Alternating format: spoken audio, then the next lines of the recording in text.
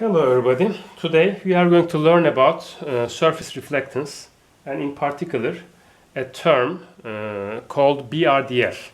It stands for bidirectional reflectance distribution function. So let's remember our rendering equation.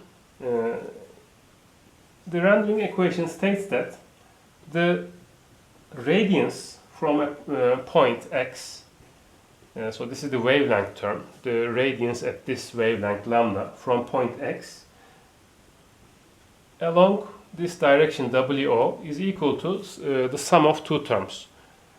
The first term is the emitted radiance LE, again in this wavelength from x and in this direction, plus the second term.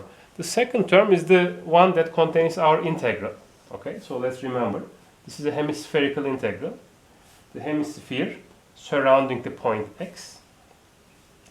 Incoming light at our wavelength lambda, okay, towards point x from direction wi, and this is where the BRDF comes in.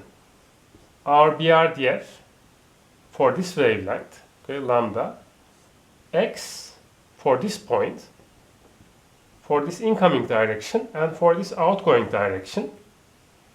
And then we have the cosine theta I, the angle between the surface normal and the incoming light direction, the angle between the surface normal and wi, and dwi.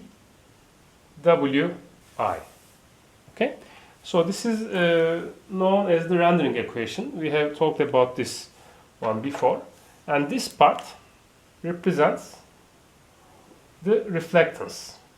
Okay, so this is the reflected radiance.